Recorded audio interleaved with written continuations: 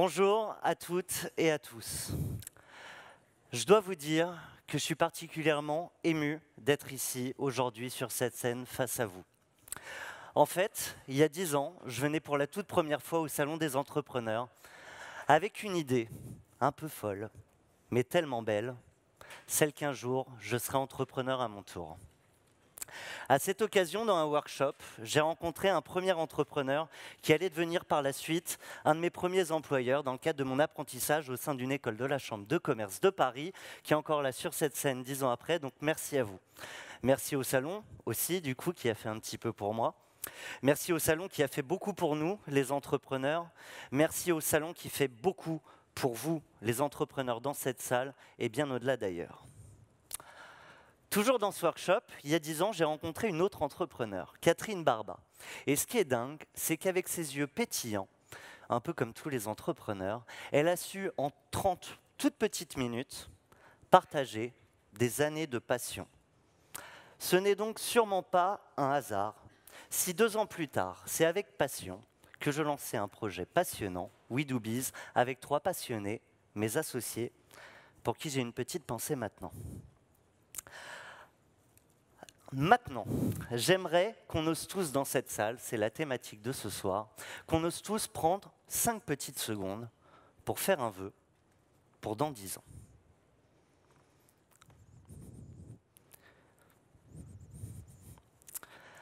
C'est bon pour tout le monde ? En fait, moi, il y a 10 ans, j'ai fait un vœu en regardant les speakers ici sur cette scène. J'aurais pour vous un conseil. J'aurais dû mieux formuler mon vœu. En fait, je me voyais plutôt à la place des speakers que comme animateur. Je viens de refaire un vœu à l'instant avec vous. Je vous donne donc rendez-vous dans 10 ans. Mais comme animateur, je me dois, j'en suis sûr, de vous proposer une vraie introduction. Alors, mesdames, messieurs, merci. Merci d'être là et surtout bravo. Bravo d'avoir su affronter le trafic parisien ou encore l'affluence du métro pour être présent à la clôture de cet événement majeur pour tout entrepreneur. Vous êtes ici et vous avez eu raison, car nous prenons ici plaisir à célébrer ceux qui osent. Ceux qui osent repenser le monde dans lequel ils vivent, ceux qui osent être les acteurs du monde qui vient. Être entrepreneur, c'est oser être l'acteur de sa vie, en changer parfois radicalement aussi. Être entrepreneur, c'est oser décrocher son téléphone pour accrocher ses premiers clients, c'est oser savoir s'entendre dire non et trouver une solution. En conclusion, mais rassurez-vous, on ne fait que commencer. En conclusion, être entrepreneur, c'est prendre sa responsabilité dans notre société. Cette responsabilité, ils en ont conscience. Ce monde, ils veulent le changer. Ce monde, en fait, ils le changent déjà. Je vais vous demander maintenant d'échauffer vos mains pour vous préparer à applaudir nos invités, à commencer par celui qui a plus de casquettes que Matt Pokora, Dominique Restino.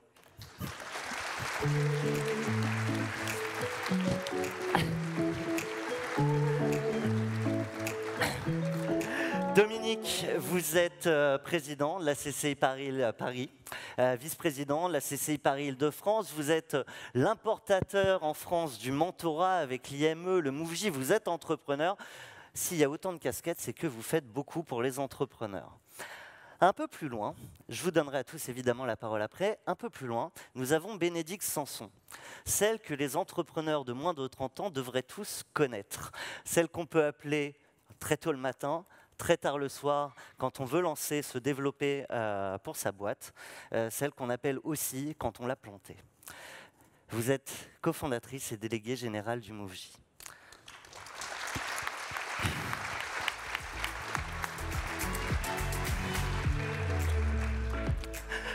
À mes côtés, Tristan Gilloire, vous êtes directeur de l'apprentissage au sein de la Chambre de Paris. C'est vous qui formez avec vos équipes nombre d'entrepreneurs et nos futurs employés. Merci à vous.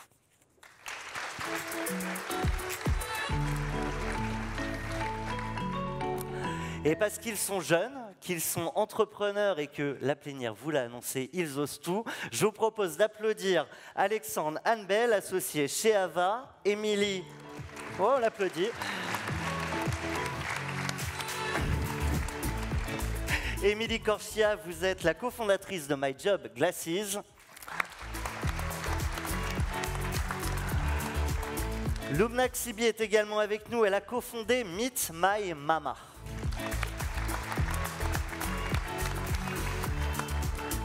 Et enfin, Julie Leleu, fondatrice de Catspad. Et Thomas Benzazon qui a fait une intro merveilleuse, on peut l'applaudir.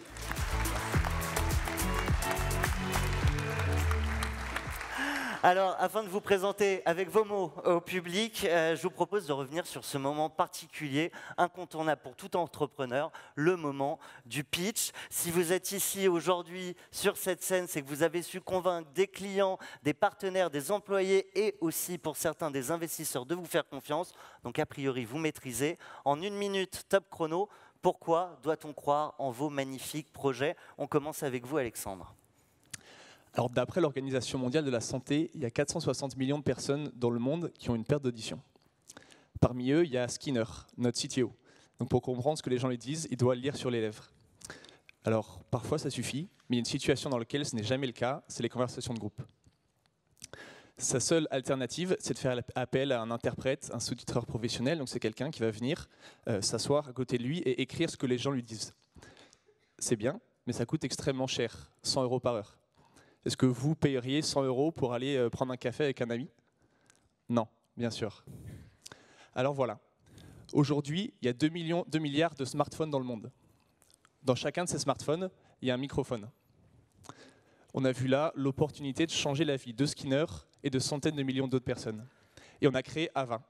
C'est une application qui connecte les téléphones dans la conversation et qui est capable de reconnaître qui dit quoi en temps réel et l'écrire sur le téléphone. C'est comme les sous-titres à la télévision pour les vraies conversations. On a lancé en France, aux États-Unis, et on a permis à des centaines de milliers de personnes, comme Skinner, d'être réellement inclus dans la conversation. Et ça leur change la vie.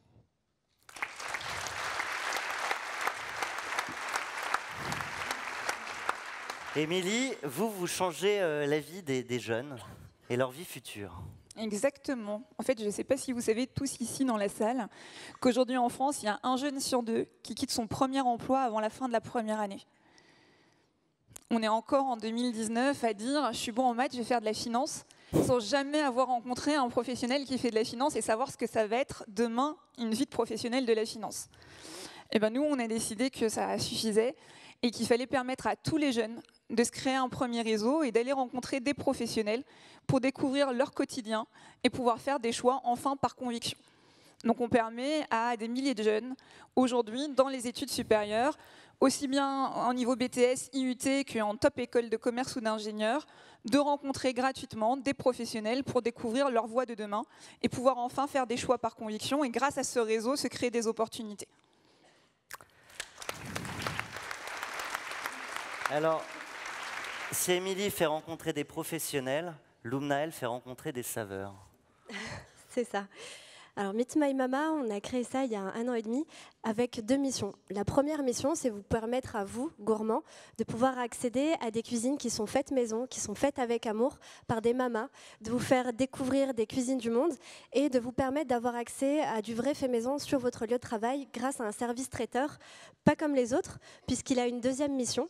Et la deuxième mission, c'est un parcours d'empowerment pour ces mamas, ces chefs, pour leur permettre de les inspirer, de les former, de les accompagner et leur permettre de passer d'un statut de femme au foyer, migrante ou réfugiée, à un statut de femme chef, indépendante et entrepreneur pour vous régaler.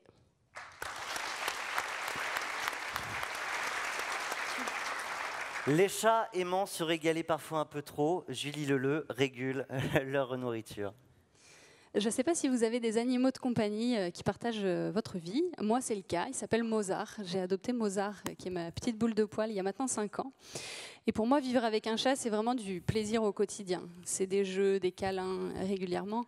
Et pourtant, ce n'est pas toujours simple de bien s'occuper d'un chat.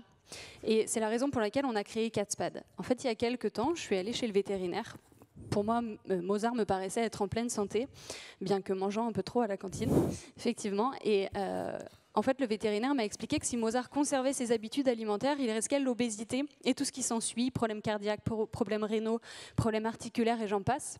En fait, en vivant avec nous, les chats sont obligés de s'adapter à nos modes de vie et ça génère chez eux beaucoup de problèmes de santé. Normalement, il va manger de la nourriture fraîche, boire de l'eau à la source, etc. Or, quand on travaille, on les nourrit souvent une fois le matin, une fois le soir au mieux, et ça génère chez eux de nombreux problèmes de santé. Donc nous, on a créé Catspad, qui est un distributeur de croquettes et d'eau, qui permet de réguler le comportement alimentaire des animaux, qui a été conçu avec des vétérinaires, et donc justement pour lutter contre les problèmes d'obésité et de boulimie. Il est connecté à une application mobile qui permet de programmer les rations qu'on veut donner à son animal, donc ça simplifie le quotidien du propriétaire, et en même temps, ça permet aussi d'avoir un suivi de la consommation alimentaire, et quand il y a des changements dans les habitudes alimentaires, on prévient le propriétaire qui peut exporter les informations pour les envoyer à son vétérinaire et justement réaliser un traitement et un diagnostic du problème lié à l'alimentation qui fait partie des problèmes majeurs chez les chats aujourd'hui.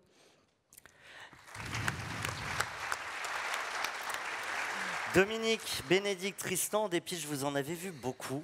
Je ne peux que présumer de votre capacité à votre tour à résumer l'âme de votre engagement pour les entrepreneurs.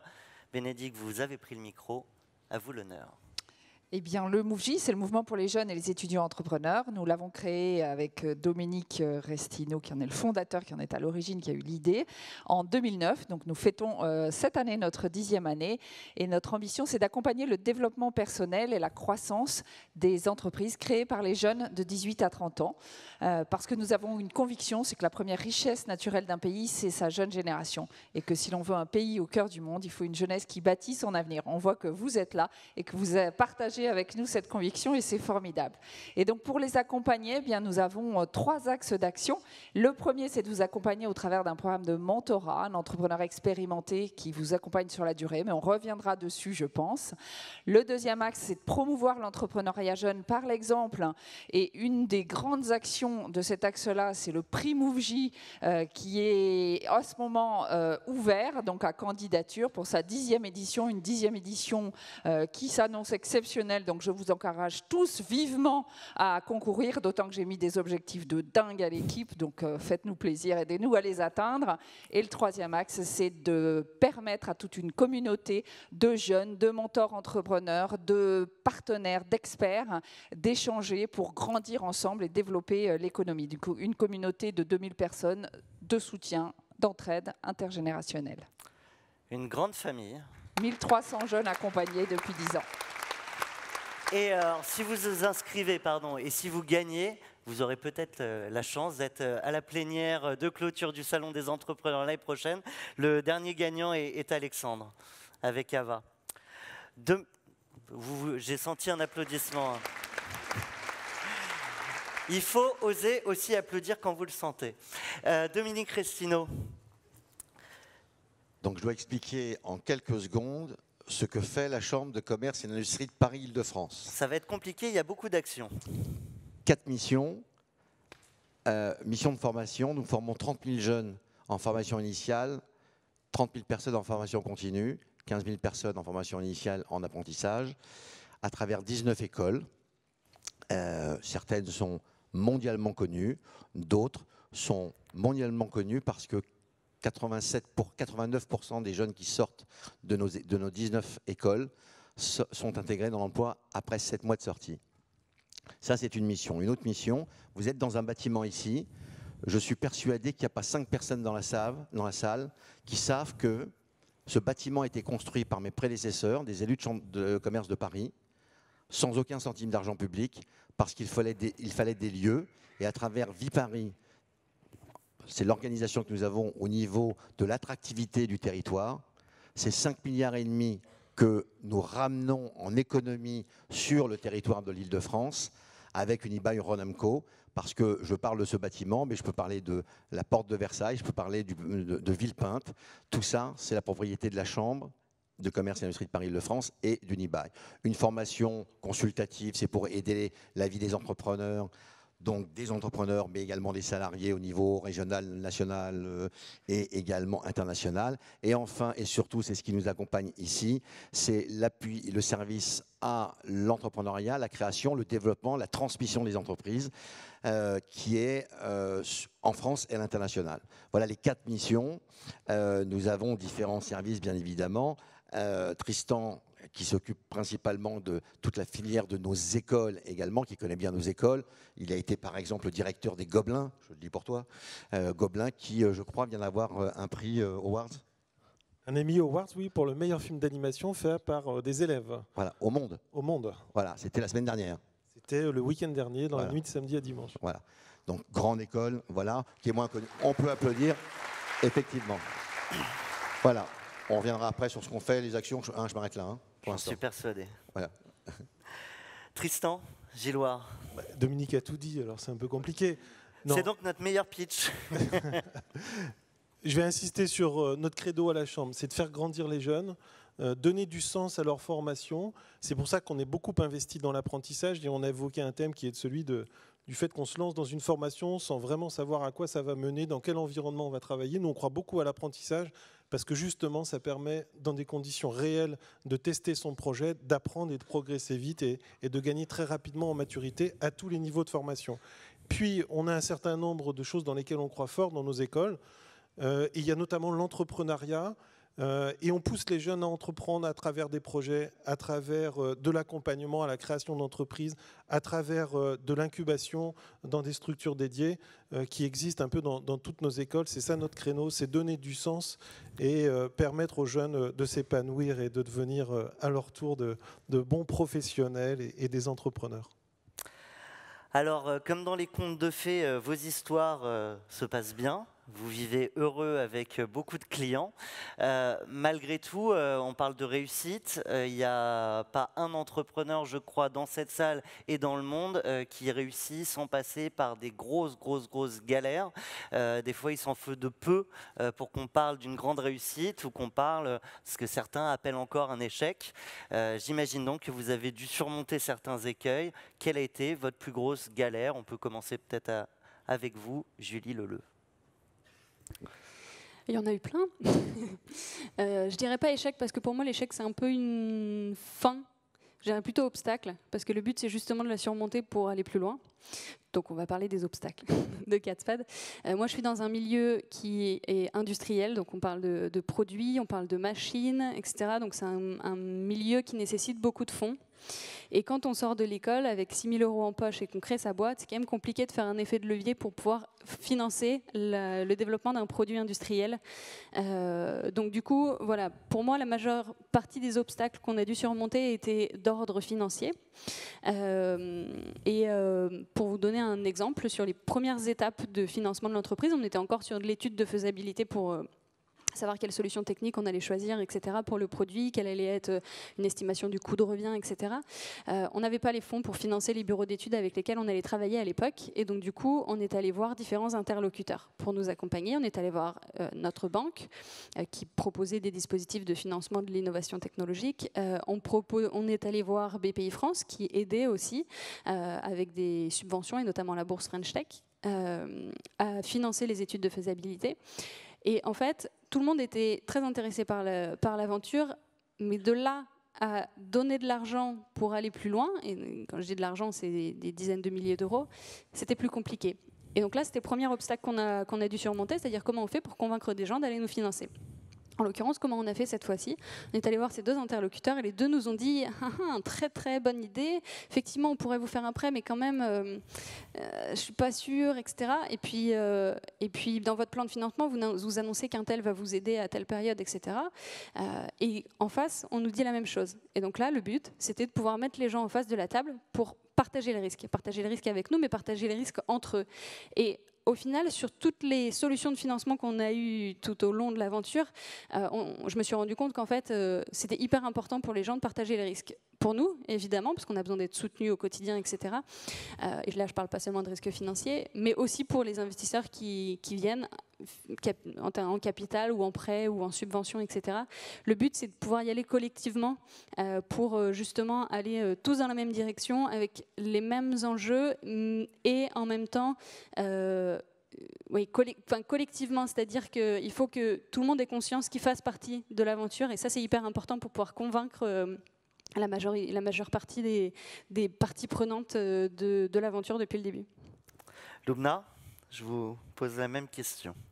Alors nous, au niveau des galères, si on combine la food et l'événementiel, on a le combo gagnant pour avoir toutes les galères. Du coup, j'ai énormément d'anecdotes. Les premières difficultés, enfin les plus grosses difficultés, ça a été lors du lancement de Meet My Emma, puisqu'on n'avait pas forcément les compétences, en tout cas on ne vient pas de ce domaine de la food, donc on a tout appris sur le terrain, on a tout fait nous-mêmes, que ce soit... nous retrouver à Aubervilliers à acheter dans des shops tamoul, à acheter des ingrédients pour la mama, cuisiner avec elle, livrer, servir, etc. Donc c'était vraiment hyper dur au début.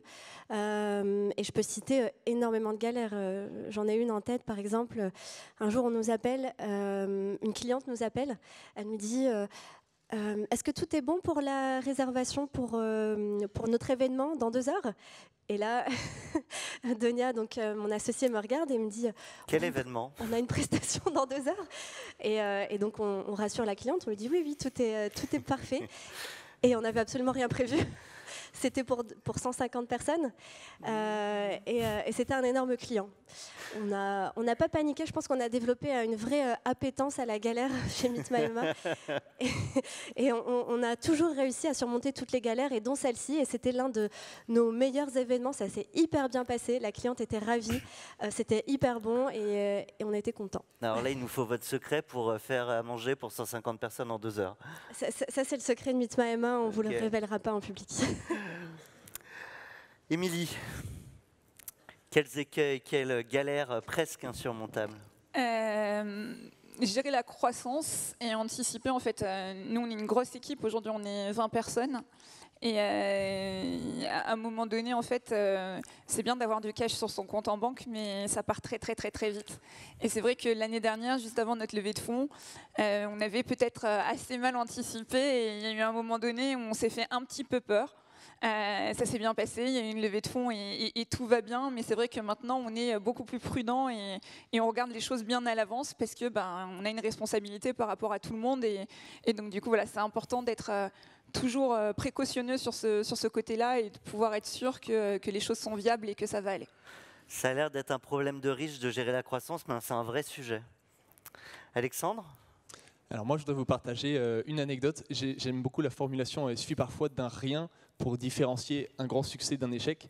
Et alors en fait, quand on a préparé notre lancement aux États-Unis, donc on avait fait une super vidéo, on avait fait une super campagne de com, on a mobilisé les réseaux et tout a super bien marché. En quelques heures, on a eu 1 million de vues sur notre vidéo, c'était génial. Jusqu'ici, tout va bien. Alors forcément, après ça, les gens ont téléchargé l'appli, ils voulaient voir ce que c'était en vrai. Et il y a une chose qu'on avait oublié de vérifier, c'est que on a un petit service qui envoie les SMS de vérification quand on télécharge l'appli. Et on n'avait pas vérifié que ce service-là scalait bien. Et en fait, ça scalait pas bien. Et on était limité à 1 téléchargement par seconde, ce qui est déjà pas mal. Mais il se trouvait que à un moment, il y a eu plus que ça. Et donc les gens, qu'est-ce qu'ils font quand ils ne reçoivent pas leur texto ? Ils appuient sur renvoyer. Renvoyer, renvoyer. Et donc d'un coup, on a été complètement submergé par le nombre de demandes de texto. Plus personne ne pouvait télécharger l'application. Et alors, on s'est retrouvé à récupérer. On avait une stagiaire à l'époque, à qui on a demandé de recruter le plus possible d'étudiants.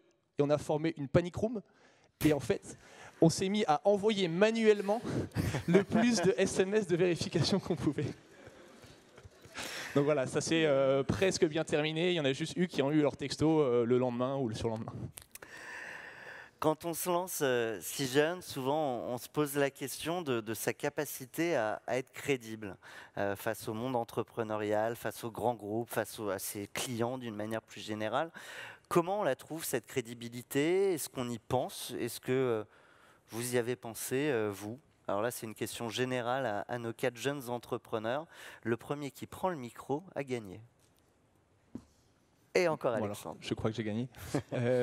Alors je trouve qu'il y a une très grande bienveillance, surtout quand on est jeune entrepreneur, là, presque quelle que soit la personne à qui on s'adresse, il y a une bienveillance et un intérêt pour ce qu'on a à montrer. Et en fait, pour avoir cette crédibilité, il suffit d'avoir quelque chose à proposer, d'avoir peut-être une expertise, d'avoir fait un travail de recherche. Donc pour nous, dans l'équipe, on a un sourd et on a Thibaut, le CEO, qui a grandi dans une famille de sourds. Donc voilà, ce sont des histoires qui nous donnent cette crédibilité, tout simplement. Ouais. Je rebondis sur les histoires qui donnent la crédibilité. Nous, comme je disais, on ne se connaissait pas du tout dans ce domaine, mais vu que nous-mêmes, on n'était pas crédibles, on a tout misé sur la crédibilité des mamas. Et aujourd'hui, on sait tous que les meilleurs chefs sont nos mamas. Et du coup, on a tout de suite été hyper crédibles sur ce créneau-là pour les entreprises.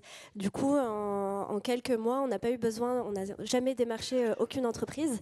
On a aujourd'hui plus de 350 clients et surtout les grandes entreprises type L'Oréal, Hermès, Société Générale, etc., qui nous ont directement fait confiance parce qu'ils ont fait confiance en nos mamas. Donc on n'a pas eu ce souci. Après, sur le côté de la jeunesse, je pense que au contraire, c'est plutôt une force. Comme tu le disais, il y a une vraie bienveillance et au contraire, les gens ont envie d'aider, ont envie de soutenir et je pense que ça a été plutôt une force. C'est bien de dire que c'est une idée reçue. Et du coup, quand on n'a pas la crédibilité, comme vous, comme plein de jeunes, soi-disant, je redis soi-disant, on va chercher des partenaires. C'est aussi ce que vous avez fait, Julie, je crois, avec les vétérinaires. Oui, tout à fait. C'est vrai que nous, on a démarré, on sortait de l'école, on était jeunes, on n'était pas forcément expérimentés sur notre secteur d'activité. C'est difficile en termes de crédibilité, mais en même temps, que vous soyez jeune, pas jeune, un homme, une femme, moi dans le secteur du numérique, il y a quand même très peu de femmes, 9%, et en plus je suis jeune, donc c'était encore plus difficile. Mais en même temps, dans tous les cas, vous allez galérer. Voilà, c'est comme ça, je vous l'annonce. Tout comme on a nos galérés, mais c'est ça qui est enrichissant. Il n'y a pas que les jeunes qui galèrent. Voilà, c'est ça. Il n'y a pas que les jeunes qui galèrent. Et quitte à galérer, autant le faire avec passion et avec volonté. Et je pense que c'est justement un atout de la jeunesse de pouvoir avoir cette passion et cette volonté. Et donc je pense que c'est important de prendre ça en compte aussi dans l'équation et pas seulement la question de la crédibilité. Après, effectivement, je suis d'accord, il faut aussi pouvoir bien s'entourer, comme tu l'as fait toi avec les mamas. Nous, on l'a fait avec le secteur industriel, parce qu'on a un produit qui est très axé santé animale. Et donc, on s'est très bien entouré des vétérinaires. On a su les convaincre, non pas parce qu'on est vétérinaire, parce que ce n'est pas le cas, mais par contre, on a su les convaincre par notre passion, notre affect vis-à-vis des animaux et tout le travail qu'on a fait derrière pour vraiment comprendre comment on fait pour bien s'occuper d'un animal, ce que peu de gens et même peu de propriétaires savent vraiment. Et donc voilà, aujourd'hui, on est très bien entouré par le secteur vétérinaire et c'est un de nos points forts, on va dire, au sein de l'entreprise, aussi bien en termes de produits qu'en termes de marché. Tristan, je vous voyais réagir. Oui, parce que finalement, les réponses, elles sont spontanées, intéressantes, mais ils partent pas d'une chose. Je pense qu'ils avaient très, très bien préparé leur projet. Qui ne sont pas allés les mains vides, ils ont peut-être essuyé quelques plates, quelques échecs au début. Et la qualité de la présentation, finalement, fait oublier qu'on a en face de soi quelqu'un de jeune, pas jeune. En fait, ce qu'il faut, c'est convaincre, être légitime. Et la légitimité, c'est la qualité du projet. Donc, si le projet est bien préparé, s'il est bien pensé, s'il est différenciant aussi souvent, parce qu'on cherche de la nouveauté, c'est un atout. Et la jeunesse, en ce sens, peut être un atout, à mon sens. Oui, ça n'empêche pas de bien, effectivement, préparer son projet, ça aide. Et effectivement, j'irai juste un peu plus loin. Vous êtes très représentatif des 1300 jeunes qu'on a pu accompagner. C'est beaucoup de professionnalistes et beaucoup d'humilité. Tu l'as dit, Julie, être capable d'écouter, aller chercher des gens qui vont vous apporter la caution. Et quand vous allez rencontrer d'autres personnes, ils vont avoir un regard. Prendre ce regard, pas forcément le prendre pour la vérité absolue, mais prendre ce regard, accepter de se questionner sur ses propres convictions. Et ça, c'est une vraie qualité que vous avez aussi beaucoup. Il y a un autre regard qui est important, c'est celui de ses proches. Quand on se lance, si jeune, certains d'ailleurs sortent de très belles études, les parents forcément se disent « tout va bien, il a passé le bac, ça y est, enfin il a son master, je vais pouvoir enfin compter sur un gros salaire dans un grand groupe et mes enfants iront bien ». Et en fait, on leur annonce qu'on va être entrepreneur et manger des pâtes un petit moment. Comment ils prennent ça, Lumna ? Alors, Mes parents m'ont toujours poussée à être la meilleure à l'école, à avoir une très belle carrière. Donc, j'ai toujours été ambitieuse dans ce sens. Et pour moi, la réussite, c'était bien réussir mes études et ensuite intégrer une grande entreprise. Donc c'est ce que j'ai fait pendant mes stages et mon apprentissage. Donc j'ai été consultante chez IBM en intelligence artificielle et c'est toujours un sujet assez tendance. Mes parents étaient hyper fiers du coup que je sois chez IBM. Et à la fin de mon apprentissage, donc on m'a proposé ce CDI. Et là, j'ai refusé. J'ai refusé, je l'ai tout de suite dit à mes parents. Ils étaient au courant que je montais Meet My Emma, puisque j'ai monté Meet My Emma en parallèle de mes études et en parallèle de mon alternance. Au départ, ils pensaient que c'était un petit projet que j'avais à côté parce que j'avais l'habitude de faire partie d'associations et d'être très impliquée. Donc, ils se disaient, bon, c'est un petit projet, et ça lui passera et elle va le faire à côté de son travail. Finalement, à la suite de cette alternance, donc, j'ai arrêté IBM et je me suis consacrée à temps plein sur Meet My Emma. C'était assez. Ils m'ont toujours encouragée, je ne peux pas leur enlever ça, ils ont toujours été derrière moi. Au contraire, même si ils peuvent être inquiets à certains moments. On se payait pas forcément au début, c'était assez compliqué et donc ils m'ont soutenue, mais avec cette inquiétude. Après, l'inquiétude, c'est de dissiper petit à petit quand ils ont commencé à voir qu'on commençait à avoir de plus en plus de clients, qu'on commençait à avoir de plus en plus de mamas et qu'on commençait à avoir de plus en plus de presse et de médias. Et oui, d'habitude, on a hâte d'avoir de la presse pour aller chercher justement ses clients, ses partenaires. Et en fait, la presse, ça rassure aussi les parents. C'est ça. Nous, c'est pas quelque chose qu'on voulait. C'est pas quelque chose qu'on recherchait forcément. Les médias ont tout de suite très bien accueilli l'initiative de Meet My Emma, donc on a eu pas mal d'articles et de télé, mais c'est pas du tout quelque chose. Enfin, pour nous, c'est pas un but en soi. Par contre, quand nos parents nous voient à la télé ou dans les médias, tout de suite, ils sont rassurés. Ils se disent bon bah, c'est un projet qui est valable finalement, et on va l'encourager dans ce sens. Donc oui, ça nous a pas mal aidé d'avoir quelques articles. Vous avez eu d'autres regards de parents à confronter, Julie, Émilie, Alexandre? Moi, j'ai eu à peu près la même démarche que toi. Pareil, j'ai fait une école de commerce à ses côtés en France et ensuite j'ai fait mes études en apprentissage aussi chez BNP Paribas. J'étais apprentie directrice d'agence et puis à la sortie de mon contrat d'apprentissage, on m'a dit bah, Julie, on te propose un CDI directrice d'agence, qu'est-ce que tu en penses? Donc là, la vie de mes parents, c'était bah, oui, super, fais ça, etc. Et en fait, je leur ai dit bah non, j'ai un autre projet en parallèle, je suis dans un incubateur, j'ai une bonne idée, etc. Donc je préfère pas continuer dans le milieu de la banque. C'était super intéressant, ça m'a permis d'avoir des revenus pendant 2 ans. Mais maintenant, du coup, je peux toucher Pôle emploi pendant 2 ans. Et donc, je décide de créer ma boîte. Comment ça, tu vas pas arrêter la banque pour t'occuper des chats? C'est quand même super bizarre. Enfin, puis c'est risqué, tu sais pas. En plus, t'as jamais fait des objets connectés. C'est pas ton secteur. Et finalement, j'ai dit bah si, je vais quand même le faire. On verra bien ce qui se passe. Et puis, de toute façon, si jamais dans 1 an, 2 ans, 3 ans, ça marche plus, bah, je pourrais toujours retourner à la banque, toquer à la porte et dire bah voilà, t'es bancaire chez vous. J'ai fait mon expérience. Ok, j'ai réussi, j'ai pas réussi, peu importe. Mais je suis prête à revenir et j'ai les armes et surtout l'expérience d'avoir construit moi-même, peu importe où ça va. Et je pense que ça, c'est super important et super enrichissant pour soi-même. Ok, on peut avoir une porte qui s'ouvre, une carrière qui se déroule, mais si c'est pas forcément ce qu'on veut et si on veut pouvoir faire soi-même, bah, je pense qu'il faut le faire avec le cœur et avec la passion des entrepreneurs. Il y a une cellule de crise, un numéro d'appel en 0800 Mouji pour les parents qui se posent des questions. Alors pour les parents, oui, il faudrait. mais c'est vrai que ce sujet, c'est un vrai sujet. Quand vous voulez vous lancer, préparer, il y en a qui ont choisi de faire l'alternance. L'alternance aussi donne des droits au chômage. Hein, et c'est fait pour ça aussi, pour que vous puissiez vous lancer. On a fait une étude au MOVJ il y a 2 ans. Et il est ressorti de cette étude que vous mettiez en moyenne entre 1 an et demi et 2 ans à pouvoir vous payer, commencer à vous payer. Et ce premier salaire, c'était 500 € par mois. Donc, je ne veux pas vous empêcher d'y aller, mais je veux simplement insister sur le fait qu'il faut être vraiment conscient de ça. Donc, choisir les formations en alternance pour pouvoir avoir droit aux ACDIC ou bosser 1 an ou 2 ans avant, ça peut être une solution, bien que ça ne soit pas celle forcément qu'on encourage. Mais pensez-y, préparez-vous. Ouais, je voulais juste rajouter quelque chose. Nous, quand on a créé My Job Glasses, c'était un peu plus tard. Donc on avait déjà travaillé et on a quitté un bon poste et un bon salaire pour se lancer dans l'aventure. Les parents aussi, ça les inquiète.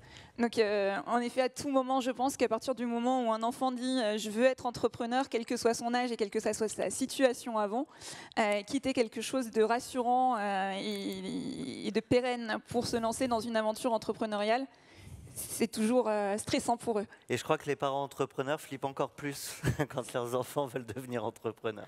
Tristan voulait réagir. Oui, je ne sais pas Thomas si on reparlera financement, mais je rebondis sur les propos. On va en reparler, mais on peut rebondir et j'enlèverai des questions. Rappeler, ça peut paraître un élément évident, mais quand on s'adresse à des financeurs, en fait, ils vont vous financer des investissements, ils vont financer le projet, mais ils ne vont pas financer votre salaire.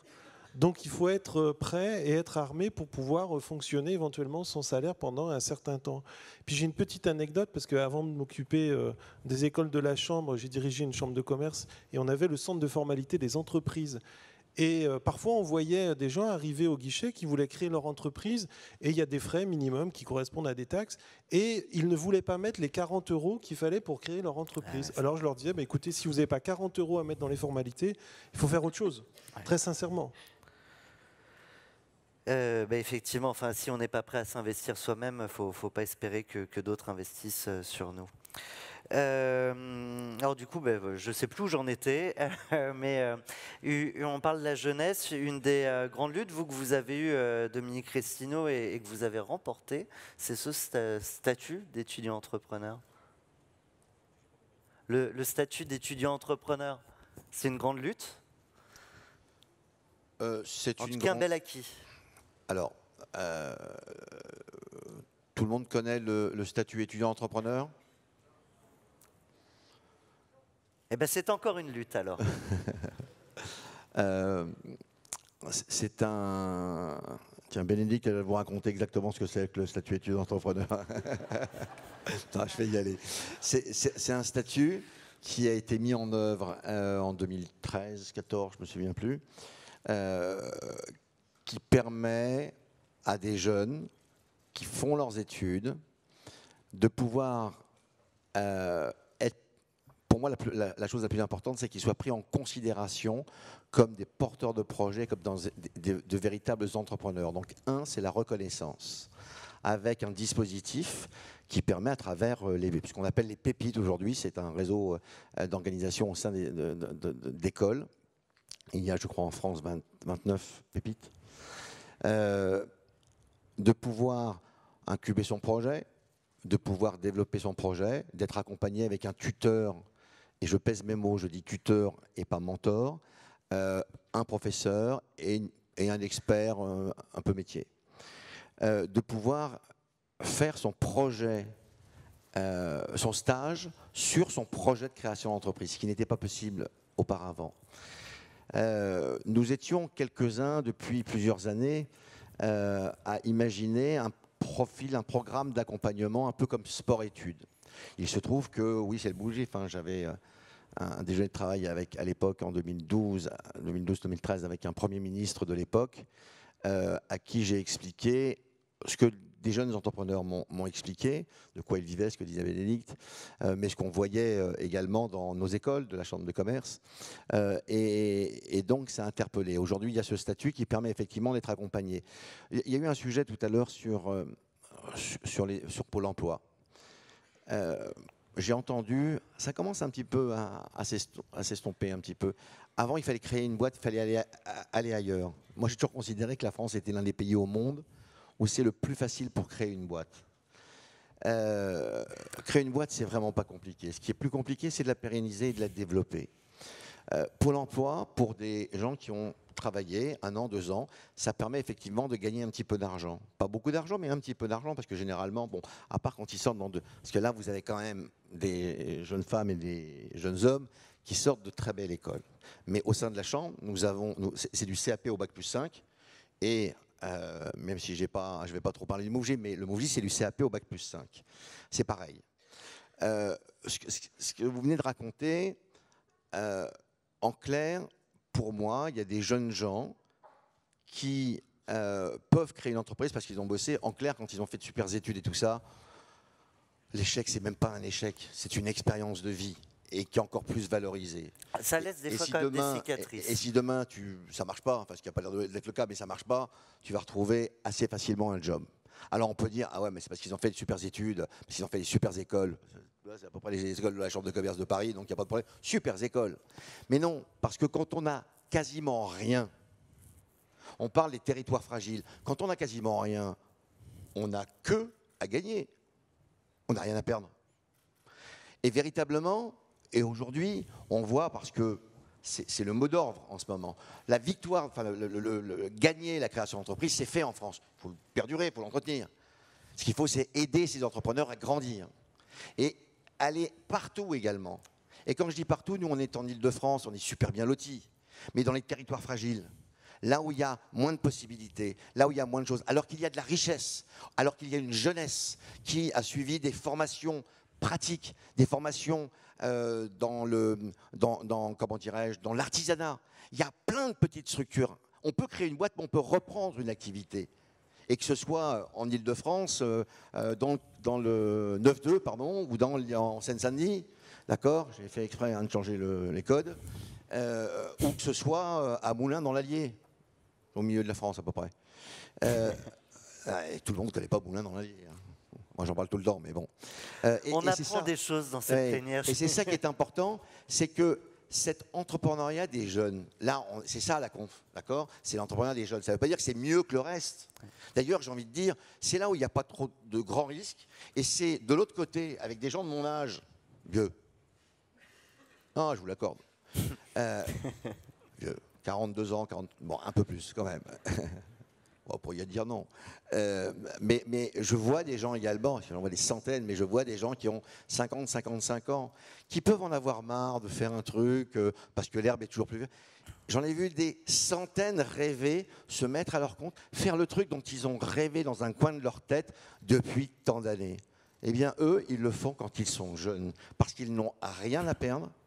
Et ce n'est pas parce qu'ils ont forcément fait de très bonnes études.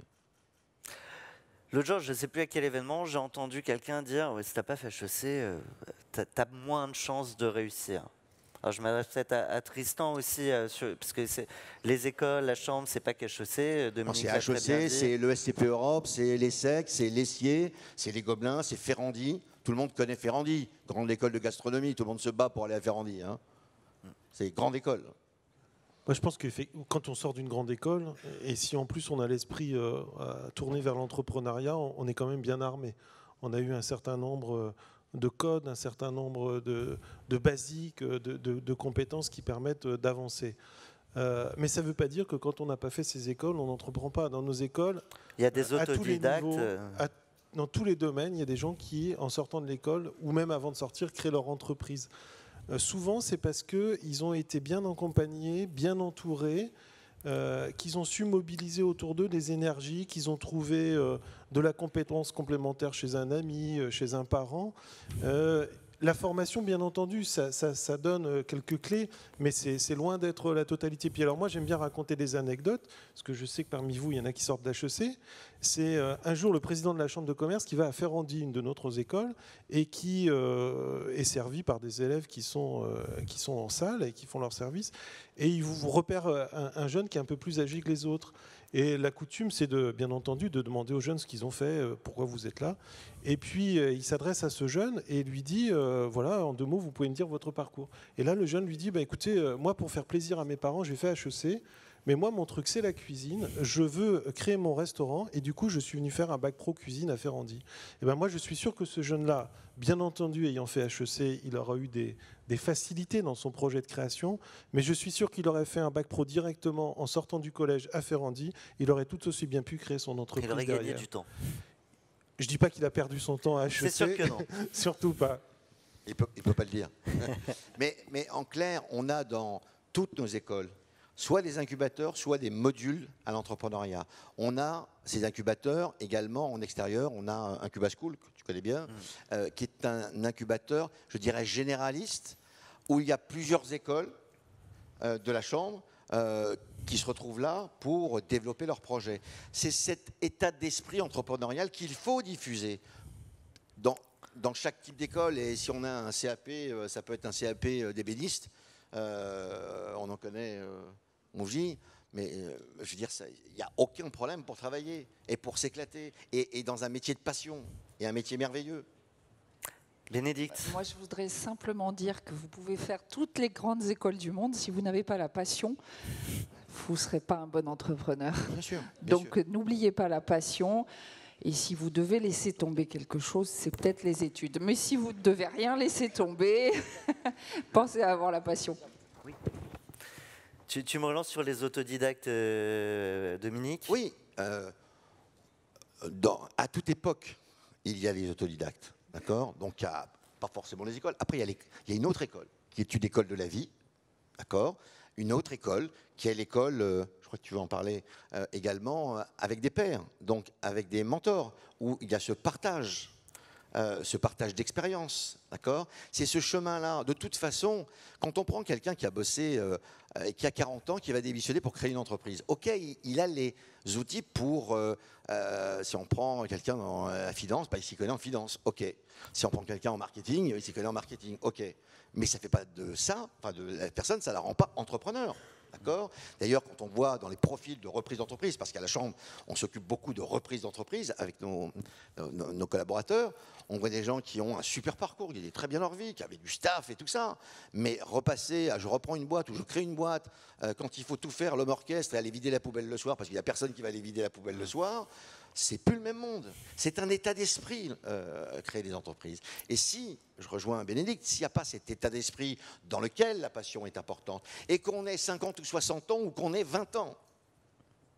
Je vois tous les entrepreneurs hocher la tête en disant mais c'est tellement mais vrai. Je les ai payés pour qu'ils disent oui à ce que je disais, donc il n'y a pas de problème. Au-delà d'être entrepreneur, votre point commun, c'est la passion. Émilie, je vous vois prendre le micro. Ben oui, en fait, le parcours d'un entrepreneur, c'est des hauts et des bas tous les jours. Et si on n'est pas passionné par ce qu'on fait au quotidien, si on n'y croit pas à l'intérieur de soi vraiment et qu'on n'est pas convaincu, ben on ne peut pas emmener nos équipes avec nous pour suivre ces hauts et ces bas. On ne peut pas toujours continuer et être persuadé que ça va marcher. Donc je pense qu'on ne peut pas être un entrepreneur si on n'a pas la passion. Ouais. En plus de la passion, c'est hyper important, c'est la mission qu'on se donne. Je pense que c'est vraiment se donner une vraie mission et y aller jusqu'au bout. Nous, on dit toujours notre endgame et au final, il n'y a jamais de fin, puisqu'au final, si c'est une mission, je pense que c'est hyper important d'avoir ça en tête, puisque ça nous permet de nous guider, de guider nos équipes et de savoir où aller et de surtout ne jamais se décourager. Tout le monde lève le micro en même temps, le premier qui parle. Ouais, je voudrais revenir là-dessus parce que je l'ai oublié, c'est très important. La différence que je vois partout, j'ai présidé l'Agence pour la création d'entreprises, l'AFE, je veux dire, donc je l'ai beaucoup vu également, c'est qu'ils n'ont pas retrouvé, je crois qu'ils ont trouvé pour un grand nombre ce que les gens de mon âge, je veux dire moi comme ça, voilà, avions un peu perdu à un moment, c'est-à-dire le sens des choses. Eux, ils font les études, ils peuvent rentrer dans des boîtes, ils vont aller monter des boîtes. Ce que nous a fait, je veux dire, c'est très particulier. Toi, tu pourrais dire, bah non, c'est pas particulier, c'est simple. C'est malgré tout particulier. Quand on a fait Dauphine, on part pas là-dessus, normalement. On ne partait pas là-dessus, normalement, d'accord? Elle se dit, les migrants, le machin, il y a un sens dans l'entrepreneuriat aujourd'hui qui est beaucoup plus important, d'accord? Et je pense, j'entends certaines personnes en ce moment qui prônent un certain capitalisme. Je pense que cette jeune génération retrouve ce sens du capitalisme. qui d'ailleurs, le mot capitalisme, je crois, vient du socialisme, hein, en même temps, d'accord, à ne pas confondre. Mais, et je ne fais pas de politique, mais c'est juste l'étymologie des mots. Et c'est ce qu'on retrouve quand on prend Ava, par exemple. Pardon, je parle pour vous, mais comment il s'appelle, Thibaut, donc son associé. Alexandre. Non, c'est pas Alexandre, c'est Thibaut, son associé. Thibaut, tout le monde connaît la famille de Bélier, le film, d'accord? Eh bien, Thibaut, pardon, je peux le dire, Thibaut, c'est la famille Bélier, sauf que c'est pas la fille. C'est l'inverse, quoi. Il y a une famille. Alors, tout le monde n'a peut-être pas vu le film. Bon, si, tout le monde En connaît. tout cas, Alexandre, raconte l'histoire. J'ai précisé, donc les parents et la sœur de Thibaut sont sourds et lui est le seul entendant. Voilà, d'accord. Donc il est évident que c'est une notion de sens, de vie, de combat qui est absolument merveilleux. Et ils ont ça. Ce que je voulais rajouter, c'est créer, développer une entreprise, c'est un parcours qui est long, il y a des hauts débats, mais ce qui est certain, c'est qu'il faut de l'énergie. Et on parle de passion, on parle de mission. En fait, ce qui est vital, c'est de trouver pour chacun quel va être le lieu où on va pouvoir puiser cette énergie pour les moments les plus difficiles. Pour Thibaut, voilà, c'est très certain, cette énergie, elle vient de sa colère, s'il le dit lui-même, du fait que voilà, ces personnes ont un besoin, l'outil n'est pas là, il faut absolument faire quelque chose, il y a une vraie colère. Et la passion, c'est presque le plus facile ou le plus accessible comme source d'énergie pour pouvoir avancer. Alors, sans transition, la suite. Quand on entend... Oui, c'est... Osez. On entend souvent les investisseurs dire, moi, ce que je regarde en premier dans un projet, c'est l'équipe. Alors l'équipe, généralement, au départ, c'est les associés, c'est les cofondateurs. Je crois que vous avez tous monté vos boîtes à plusieurs. Comment on se trouve déjà? C'est pas toujours évident. Moi, je vois beaucoup de gens qui me disent j'ai une idée, mais j'ai besoin d'un associé, je trouve pas, encore plus quand c'est un dev. Donc comment on se trouve? Et surtout quand on sait que la plupart des boîtes qui se plantent à cause d'un problème entre associés, d'ego ou que sais-je, comment on fait pour que ça dure? Émilie, tu as le micro dans la main. Ok.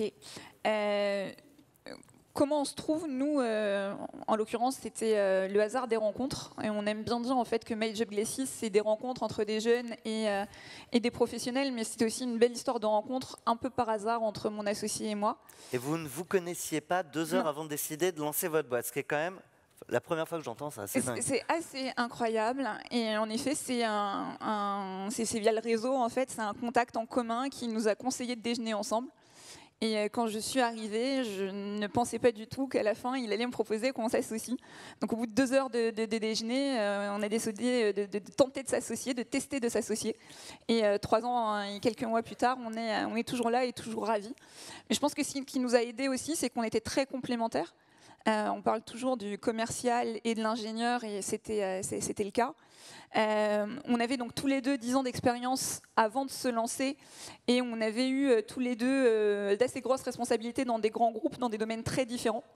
Et on a pris ce temps, je pense qu'il était important, de faire le point très vite sur ce qu'on pouvait s'apporter l'un l'autre, comment on voyait les choses, qu'est-ce qu'on attendait de cette aventure aussi tous les deux, et quelles étaient nos manières de travailler, pour voir si c'était compatible ou pas. Et c'est ça aussi, c'est le fait d'avoir pu se parler au départ et d'avoir pu poser les choses qui nous a fait nous dire, ben oui, ça peut fonctionner et on peut se lancer. Et après, on est très complices et très complémentaires sur notre manière de travailler, notre manière d'être. Et donc, du coup, en fait, on s'autorégule l'un l'autre. On dit souvent qu'on n'a pas du tout les mêmes caractères, mais justement, ça permet de créer cet équilibre et cette balance qui fait que, voilà. Et en même temps, on sait qu'on est plus fort à deux et qu'on peut vraiment compter l'un sur l'autre. Et ça, c'est assez exceptionnel et c'est une très, très belle histoire qui s'écrit depuis 3 ans. Lumna, on dit souvent qu'il ne faut pas s'associer avec sa famille, qu'il ne faut pas s'associer non plus avec ses amis. Alors vous avez fait tout le contraire. Non. Vous disruptez l'association. Non, Ou presque.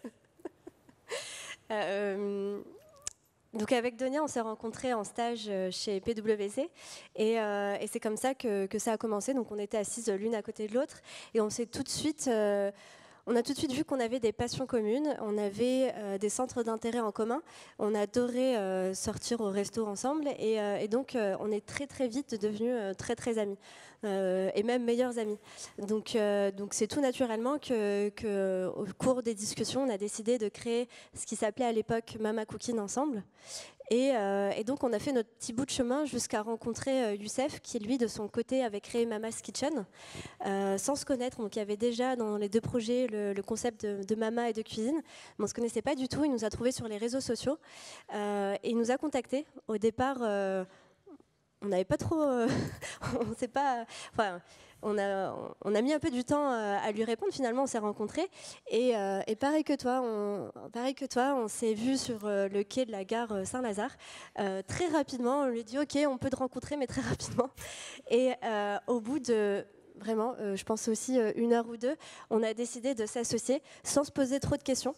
Parce qu'on s'est très vite rendu compte qu'on était alignés, qu'on avait les mêmes valeurs, et c'est hyper important d'être aligné sur les valeurs, qu'on avait la même mission, la même vision à court terme, à long terme.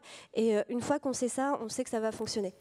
Seulement une vision et les projections de vie aussi, ça peut changer dans une vie. Est-ce qu'on s'y prépare?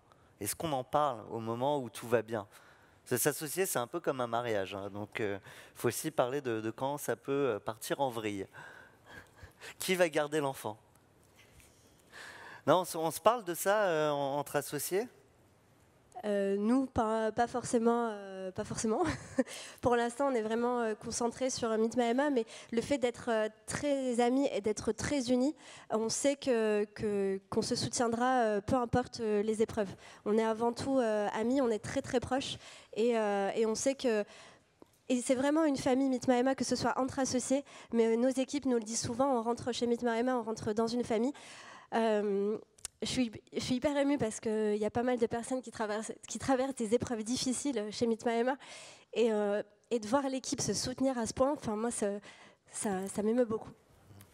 Bénédicte, tu souhaitais réagir? Oui, j'entends bien ce que tu dis. C'est souvent ce qu'on se dit avant, parce que c'est vrai que dans l'accompagnement que l'on apporte au Mouv'T avec le mentorat, c'est souvent un vrai sujet qui est traité avec le mentor. C'est comment on fait pour continuer à arriver à se parler, comment on fait si on n'arrive vraiment plus à se parler, comment on fait pour se séparer sans détruire l'entreprise. Je crois que c'est 50% des fermetures d'entreprises sont liées à des dissensions de point de vue entre associés. Et moi, j'ai connu ça, donc je peux vous en parler aussi.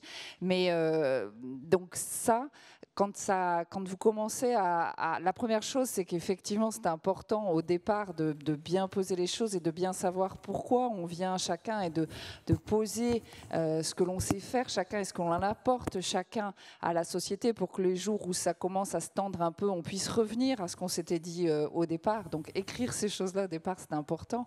Et puis ensuite, effectivement, un tiers avec qui on peut échanger, un mentor, ça peut vraiment aider à comprendre ce qui dysfonctionne et ce qu'on a envie de changer, ce qu'on est capable de changer.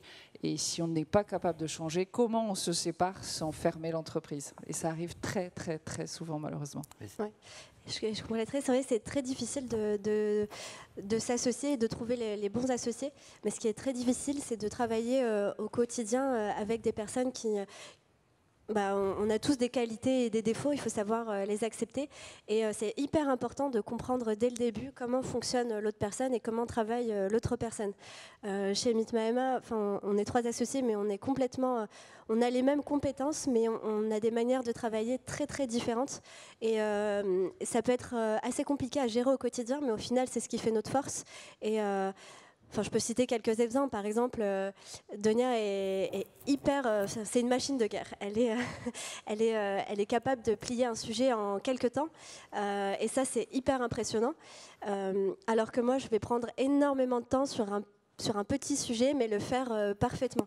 Et du coup, parfois, ça crée des tensions parce que je vais prendre beaucoup de temps et elle va aller plus rapidement. Mais une fois qu'on sait, qu'on connaît ces critères-là, on sait chacun où se placer. Et Tristan, je vous voyais... Ouais, je voulais réagir aussi pour souligner que la complémentarité des talents, c'est important, mais l'organisation, c'est important aussi. Il ne faut pas oublier qu'une jeune entreprise, c'est une entreprise. Et une entreprise, c'est organisé, il y a une répartition des tâches. il y a une gouvernance, il y a des rôles, il y a des règles. Et pour éviter que ça parte en vrille, c'est bien aussi de se poser et prendre le temps de l'organisation. Qui fait quoi? Qui a la charge de... Qui fait quoi? Qui fait quoi? Il y en a souvent, je crois que c'est avec vous, Dominique. Allez, vas-y, Dominique. Non, sur l'association. C'est un des vrais sujets, l'association, mais c'est tout simplement l'un des vrais sujets quand deux personnes veulent faire un bout de chemin ensemble, que ce soit pour une entreprise ou pour se marier ou vivre ensemble. Que ce soit au Mouv'J, mais à l'Institut du Mentorat que j'ai fondé d'abord au sein des chambres de commerce et de la Chambre de commerce de Paris-Île-de-France pour des entreprises plus grandes, le sujet est le même. Ma première boîte, j'ai créée, j'avais 24 ans. Alors aujourd'hui, ça commence à être un peu vieux. Quand on crée une boîte à 24 ans, à l'époque, je devais être l'un des présidents les plus jeunes de France. Il y a une notion, et je l'ai vu tant que moi j'ai vécu 20 ans associé à 3 parts égales. Alors on a eu la chance de ne vivre qu'une boîte en croissance, qui passait de dizaines de millions en dizaines de millions que en croissance. Jusque-là, tout va bien. Jusque-là, tout va bien. Eh bien non, parce que la croissance, il faut savoir la gérer. C'est pour ça qu'il y a l'IME d'ailleurs. Mais également parce que quand c'est compliqué, ça peut se disputer. Moi, je me disputais jamais avec mes associés. Quand ça va très très bien et que ça en va très très bien, après il peut y avoir des notions qui sont différentes. Là où je pense qu'il peut, et c'est ça là où c'est un degré qui ne vient pas au début, c'est quand l'un des associés se positionne au-dessus de l'entreprise. Tant que l'entreprise est au-dessus de la tête des associés, l'intérêt de l'entreprise est au-dessus de la tête des associés, ça va. Que ce soit une galère ou que ça se développe bien. Je ne sais pas si je me fais bien comprendre. Dès l'instant où le projet de l'entreprise passe avant tout dans l'association. Les intérêts supérieurs du projet commun. Quand il y en a un ou une qui ferait les choses autrement, qui met sa voix avant l'autre, là, il y a un danger. Ça ne veut pas dire que ça va exploser, mais là, il y a un danger, donc il faut effectivement travailler autour de ça, et surtout, il faut parler.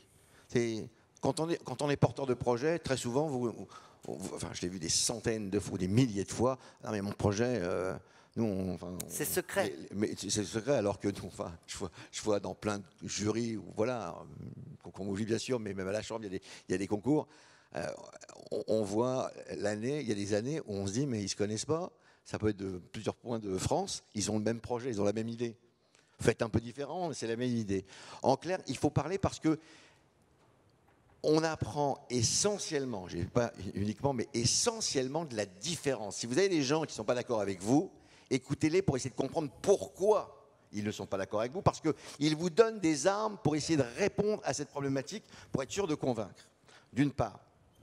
Ensuite, l'intérêt, c'est de pouvoir parler, parce que le non-dit dans une association est terrible.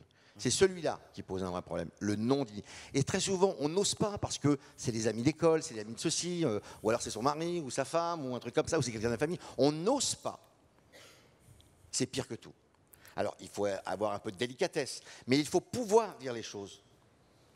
Alors, il n'y aura pas de non-dit dans cette plénière, mais il y a beaucoup de choses qu'on n'aura pas le temps de dire si j'accélère pas un petit peu le rythme. Il y avait un sujet sur la levée de fonds. Certains d'entre vous ont levé des fonds. On en parle beaucoup quand on lance sa boîte déjà à l'école, dans les incubateurs, etc. Donc bref, c'est un sujet qui revient régulièrement. C'est pas obligatoire déjà. Moi, j'aimerais savoir à quel moment vous vous êtes décidé à lever des fonds et comment vous êtes allé convaincre les investisseurs. Allez, je commence avec vous, Alexandre. Alors pour nous, ça a commencé par une campagne de crowdfunding, puisqu'on avait la chance peut-être d'avoir immédiatement des utilisateurs intéressés. Et c'est une campagne de crowdfunding qui est venue très, très tôt dans l'entreprise et qui a très très bien marché, puisqu'on a eu 160% de l'objectif qui a été atteint très très rapidement. Mais donc ça, c'est quelque chose qui fonctionne un temps, et ensuite il faut aller voir des investisseurs, des VC. Et dans notre cas, ce qui était peut-être un petit peu plus particulier, c'est d'arriver à les convaincre qu'on peut à la fois faire de l'entrepreneuriat social, de la tech for good, mais avoir un business plan lucratif, et que les choses n'étaient pas opposées. Il ne faut pas arbitrer, faire un trade-off entre impact social et gagner de l'argent. Donc voilà, ça a demandé du travail, d'explication, de pédagogie, mais qui a fonctionné. Comment on choisit son investisseur?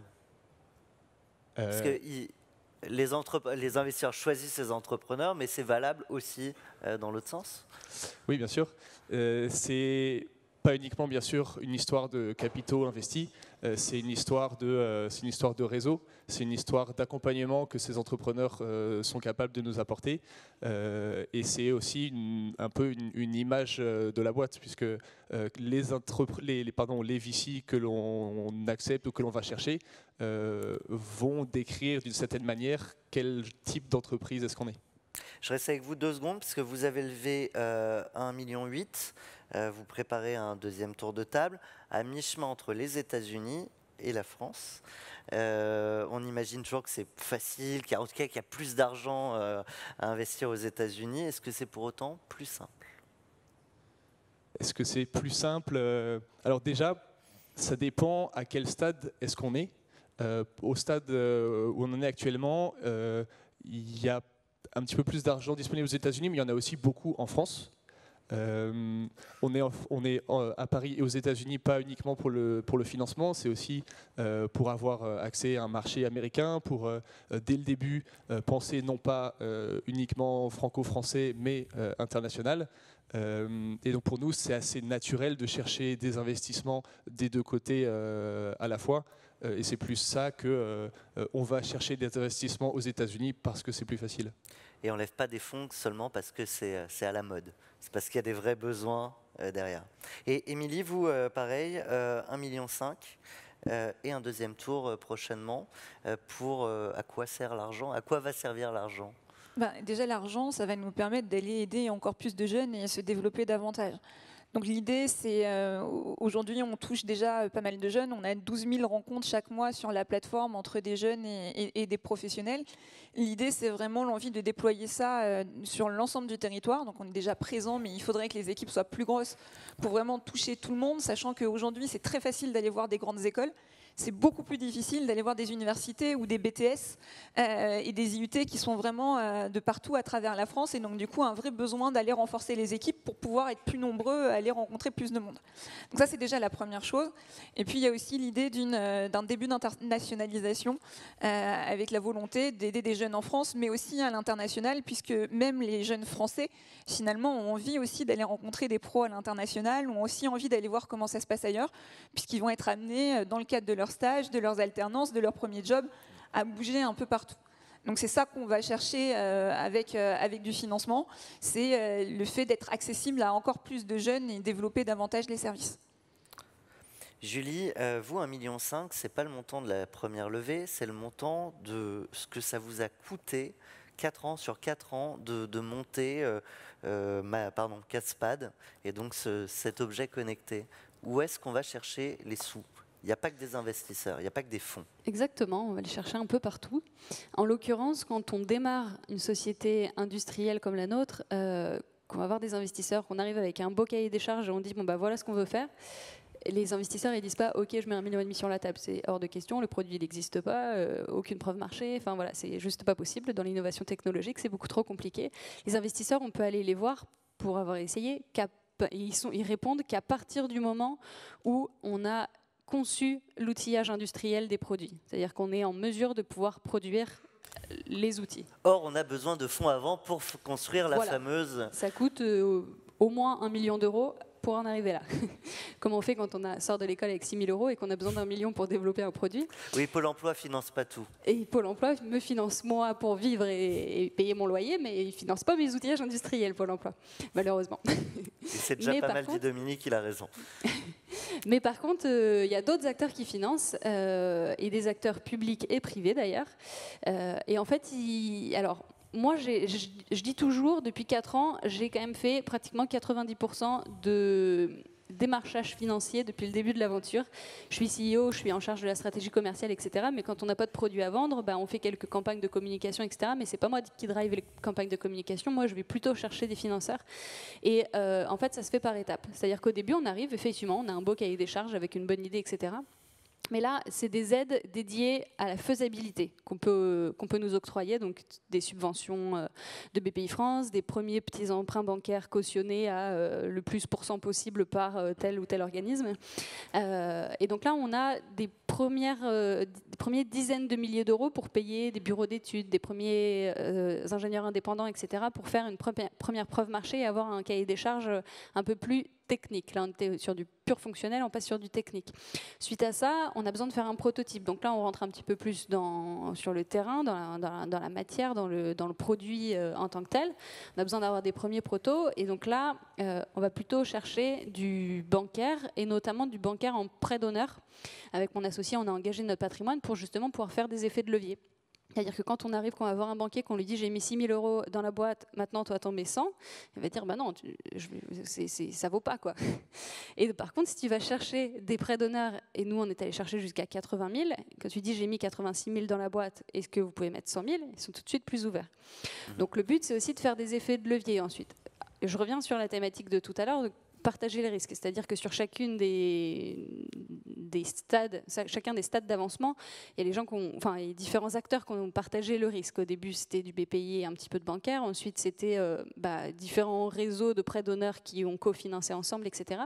Et c'est qu'une fois qu'on a pu avoir toutes ces aides, principalement subventions bancaires et aussi un petit peu de crowdfunding, qu'on a pu ensuite aller voir des investisseurs en disant bon bah voilà, on a financé nos moules d'injection, etc. Maintenant on a besoin de faire du lancement commercial, aidez-nous à lancer commercialement ce produit. Et c'est vraiment tardivement qu'on y arrive, même sur des business angels, parce que les business angels, ça a beau être des angels, ils sont pas non plus fous quoi. Et donc c'est vraiment à la fin. Donc on est allé voir des investisseurs, et en l'occurrence on est encore aujourd'hui sur de l'amorçage puisque le produit sort en ce moment. Alors, on peut rappeler quand même qu'on n'a pas toujours besoin de millions d'euros pour faire les premiers pas, les premières marches, trouver ses premiers clients. Lumna, pour Meet My Mama, avant de parler de levée de fonds haute, il y a eu un investissement, un couteau de cuisine. C'est ça. C'était notre tout premier investissement parce que la maman n'avait pas assez de couteaux. Donc voilà, c'est tout bête. En même temps, on n'avait pas d'argent à investir puisqu'on vivait de la bourse du Crous et on était un peu à découvert. Donc on n'avait pas forcément cet argent à investir. Donc on s'est juste débrouillé avec ce qu'on pouvait. Et on n'a pas du tout été chercher des fonds. On a un raisonnement un peu épicier, c'est qu'on vend, on récolte, on vend, on récolte. Et c'est grâce à C'est pas mal. Oui, et donc c'est grâce à nos clients et à nos prestations qu'on a pu financer notre croissance. Donc c'est hyper compliqué, ça peut être assez long, mais au final on est assez fiers de ça. Maintenant, on veut se développer dans d'autres villes en France et à l'international, donc c'est maintenant le moment de lever des fonds. Mais je pense que c'est important d'avoir une phase où on comprend bien son business, on y pénètre et ensuite on peut aller chercher des fonds. Ouais, et puis ça permet de valoriser aussi un peu mieux sa boîte quand on a déjà des clients, du chiffre et de la renta. C'est ça, ça permet de valoriser un peu mieux. Aujourd'hui, et en plus, on est encore tout jeune, on clôture à peine notre première année d'exercice, on a presque atteint le million, et du coup, on est hyper fiers de ça sans investissement. Donc, on sait que si on veut lever, on pourra le faire plus tard. Dominique Crestino. Oui, bravo. Alors bien sûr, je ne vais pas opposer les différents process parce qu'ils ne répondent pas aux mêmes choses et aux mêmes besoins au même moment. Pour moi, la première levée de fonds qu'il faut faire, c'est la marge qu'on fait avec ses clients. Elle est fondamentale. En France, parce qu'il faut du capital, tout ça, est-ce que vous connaissez la moyenne du capital social des boîtes qui se créent? 7 500 €. C'est la moyenne. Donc, il y a des projets où on a besoin pour le développer parce qu'en France, on fait aussi de l'industrie, même quand on est jeune. Donc, oui, il y a un besoin, il y a ce qu'on appelle une intensité capitalistique de départ très forte. 1 million d'euros, il faut quand même les trouver. On les trouve avec des organisations comme BPI France, mais on les trouve, on est en Île-de-France, avec la région Île-de-France. Enfin, la Chambre de commerce est très partenaire. On travaille beaucoup ensemble avec des programmes de mentorat qui s'appellent #leader, par exemple. Mais également, je sais qu'aujourd'hui, la région Île-de-France, il y a une compétence économique également, bien sûr, enfin, qui a la compétence économique, avec des prêts proto. d'accord? C'est même des prêts ou des subventions proto, je te le dis, hein, je sais pas si tu... Voilà. C'est des prêts qui sont ouverts ou des subventions qui sont ouvertes pour faire des prototypes dans l'industrie, ce qui coûte cher, bien évidemment. Ensuite, tout dépend de la rapidité. Mais quand Lumna, elle va faire 1 million d'euros de chiffre d'affaires la première année, et on envoie à la Chambre, on envoie au Mouv'J, bien évidemment, c'est le modèle économique qu'on essaye de penser. On peut pivoter, on peut chercher, on peut sur des business plans aller chercher de l'argent parce qu'il y a de l'argent. Mais en réalité, ce n'est pas un projet d'entreprise de chercher de l'argent. Elle cherche de l'argent, elle cherche 1 million, elle y consacre 90% de son temps, mais ce n'est pas le projet de l'entreprise. Ce n'est pas celui-là, c'est un moyen. D'accord? Et donc, il faut penser qu'en plus, lever des fonds, vous vous diluez. Diluer, ça veut dire je fais quoi demain? Je fais quoi dans la décision de ce que je vais faire? Parce que vous n'aurez peut-être pas toujours le contrôle des actions et de l'entreprise que vous avez voulu construire un jour ou l'autre. Donc, c'est en fonction, bien sûr, des types de projets.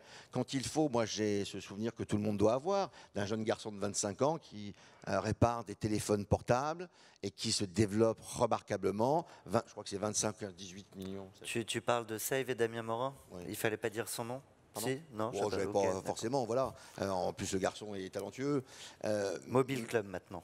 Voilà, mais à un moment, il a dit il y avait tellement d'argent qu'on ne savait même plus le compter. Et quand on se retrouve avec 1 million, 1,5 million, moi j'ai compris ça tout à l'heure. Tu te dis 2 minutes là, il y a beaucoup d'argent. L'argent facile, c'est toujours très dangereux. Quand on n'a pas beaucoup d'argent, on est obligé d'être créatif.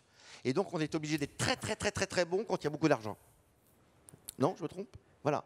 Parce que ça part très vite l'argent, tu l'as dit. D'accord? Mais est-ce que c'est à bon escient? On ne sait pas. Voilà. Dominique, tu parlais tout à l'heure de pivot. Je suis désolé, j'accélère, mais il y a encore beaucoup de sujets sur lesquels j'aimerais qu'on puisse parler. Tu parlais de pivot. Ce qui est intéressant, c'est qu'il n'y a quasiment aucune, je crois, de vos 4 boîtes qui était celle qu'elle est aujourd'hui dans vos idées, dans vos esprits, au moment du lancement. Je m'adresse d'abord à Bénédicte, qui voit passer des centaines et des centaines de projets depuis des années. Est-ce que tu confirmes que, je sais pas, est-ce qu'on a un pourcentage de boîtes qui changent? Est-ce qu'elles changent toutes entre le moment où on se dit, tiens, je vais lancer ça, est-ce que c'est réellement 1, 2, 3, 4 ans après? Écoute, moi je suis prête à dire qu'il y a 1% des entreprises qui ne changent pas, et encore ce 1%, je ne l'ai pas vérifié. C'est des menteurs. Voilà. Effectivement, quand on fait rentrer des boîtes, quand il y a des jeunes entrepreneurs qui postulent pour rentrer dans le programme de mentorat, ils viennent nous présenter leur entreprise, et ce qu'on regarde, c'est effectivement quelle est l'idée derrière, mais on regarde avant tout la capacité de l'entrepreneur ou de l'entrepreneuse à être ouverte aux suggestions qui viennent de la part des membres du comité d'engagement, pour voir si effectivement ils seront capables de pivoter, parce que ça nous paraît être la qualité essentielle de l'entrepreneur. On ne va pas chercher la viabilité immédiate, on sait que ça va forcément évoluer. Tristan. Oui, petit un mot que Dominique parlait de l'incubateur Incubaschool tout à l'heure. Il y a différents programmes dans l'incubateur. Il y en a un notamment qui s'appelle Tester votre projet. Ça dure 4-5 semaines, je crois, de mémoire. Et on voit beaucoup de rebonds en fait, pendant ces 4-5 semaines, parce qu'on confronte déjà le projet à une certaine réalité, à des regards extérieurs, bienveillants, mais mais honnêtes, voilà, aussi, qui font que le porteur de projet se repose des questions et pivote. Et ça peut aller assez vite, en fait. Alors le fait de pivoter, donc on le dit, c'est valable pour quasiment toutes les boîtes. Ce qui est intéressant, c'est le pourquoi du pivot. Vous, Alexandre, c'était une techno qui n'avait, enfin pas rien à voir, ça s'adressait aux malentendants, mais c'était pas la même solution et du coup pas du tout la même démarche. Et c'était même précisément l'inverse de ce qu'on fait aujourd'hui, puisque la première idée, c'était un outil qui permettait aux sourds de parler la langue des signes et d'être compris de quelqu'un qui ne la parle pas. Donc c'était un gant que je mets sur la main, je signe ensuite normalement, et le gant est intelligent, comprend ce que je signe et est capable ensuite, avec une petite voix artificielle, voilà, de traduire ce que je voulais dire. Et en fait, on s'est rendu compte que ce n'était pas ça dont les sourds malentendants avaient le plus besoin. Puisque finalement, ce dont ils ont besoin, ce n'est pas d'être compris, mais c'est de comprendre. Et avec un peu de recul, ça paraît évident, puisque si je suis dans une discussion, on est 4, donc en moyenne, chacun parle un quart du temps. Si en plus de ça, moi j'ai un peu de mal à m'exprimer, je vais essayer de parler de façon plus dense, donc je vais parler 5-10% du temps. Et donc la majorité de mon temps, je le passe à essayer de comprendre ce que les gens disent autour de moi. Et pour parler, c'est mieux d'avoir compris ce dont viennent de parler les gens. Exactement. Si à un moment je perds le fil de la conversation, je ne pourrai plus jamais revenir puisque je ne serai plus jamais pertinent. Et donc c'est après avoir discuté avec des centaines de sourds malentendants que voilà, on s'est rendu compte qu'en fait il fallait faire précisément l'inverse, donc un outil qui permet de comprendre ce qui se dit. Julie, dans le hardware, c'est un peu plus rare de pivoter complètement. Malgré tout, au début, c'était effectivement pas ça. Et c'est pareil, encore une fois, j'imagine, dans l'échange que les transformations se sont faites. De pivoter sur le produit, c'est compliqué à partir d'un certain stade. Quand tu as dépensé 1,5 million pour développer ton produit, tu vas pas dire « Tiens, et si je changeais d'avis ?» Ça marche pas. En revanche, ça n'empêche pas de pivoter en amont. C'est-à-dire que quand tu lances ton produit, quand tu commences vraiment les études poussées de prototypage, etc., il faut que tu sois vraiment sûr que ton produit va correspondre à un marché. Et donc nous, l'entreprise existe depuis 4 ans, mais avant de commencer à développer le produit, on y avait réfléchi pendant 2 ans quand même.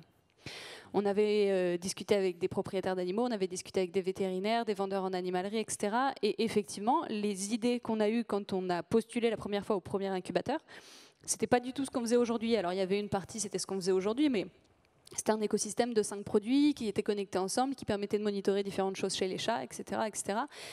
Mais en fait, on s'est vite rendu compte en discutant, non pas avec des propriétaires d'animaux, mais avec des industriels, que développer 5 produits en même temps, c'était juste pas possible, surtout pour une start-up comme la nôtre. Déjà pour un produit, ça nous a coûté 1,5 million. Donc l'idée, c'est qu'il faut vraiment mûrir le projet au maximum avant de se lancer dans la partie industrielle quand on est dans le hardware. Sinon, ça devient compliqué. Après, je dis pas, on peut pivoter sur d'autres choses que le produit, on peut pivoter sur la communication. Nous, notre première campagne de communication, on s'était axé sur le fait que quand on parlait de notre produit, les gens nous disaient « Super, je vais pouvoir partir en week-end tranquille ». Donc nous, notre communication, c'était on a développé le nouveau produit qui vous permet de partir en week-end tranquille. On s'est fait descendre, évidemment. Les propriétaires ils disaient super, le produit qui permet d'abandonner les chats, bravo, vous êtes fiers de vous. Et par contre, sur la deuxième campagne, on l'a tourné différemment.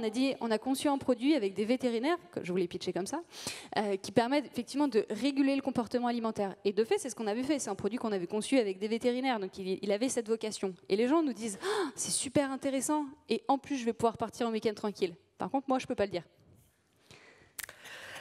Je voulais parler d'échecs et de réussite. Je vais faire très très court là-dessus. Dans ce monde magique des entrepreneurs, il arrive quand même de se planter. Est-ce que c'est grave, docteur Sanson? Alors, je dirais que c'est absolument pas grave. J'en suis un bel exemple, puisque moi-même, j'ai planté ma boîte et que Dominique, à ce moment-là, m'a proposé de monter le Mouv'J avec lui. Donc, heureusement que j'ai planté ma boîte, je dirais.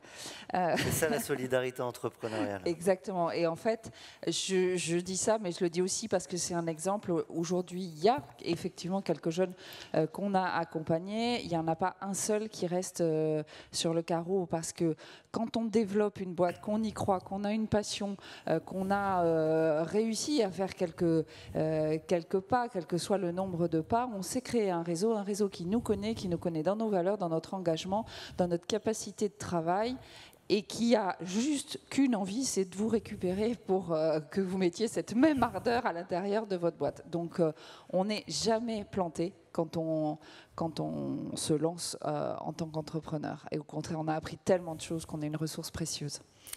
Sur la réussite, je vais passer pareil très vite, parce que finalement, chacun d'entre vous, les entrepreneurs, m'a dit moi, ma réussite, c'est pas d'atteindre tel CA, c'est pas de lever tant de millions, c'est de toucher les 450 millions de malentendants, de leur trouver une solution, c'est de trouver des jobs à tout le monde, c'est de sauver, transformer des vies de femmes réfugiées qui ont du mal à chercher, à trouver, des fois un travail, ou à se lancer dans la création d'entreprises, ou encore à sauver la vie alimentaire, pas que, mais alimentaire des chats. Cependant, sur la réussite, et moi j'ai trouvé ça chouette, parce qu'on oublie parfois de fêter la réussite, toutes ces petites réussites. Et Lubna, j'avais envie qu'on parle juste avec toi de la manière dont, chez Meet My Mama, vous fêtez la réussite. Je demande à la régie de se préparer, si on n'était pas clair sur le moment où il fallait vous préparer. Alors, chez Meet My Mama, tous les lundis, on réunit absolument toute l'équipe. On parle de nos galères, on parle de nos problématiques. Et Et très souvent, on entend une petite musique qui signifie tout et qui fait lever tout le monde. Donc je vais aussi vous demander de vous lever. Et comment on symbolise la réussite?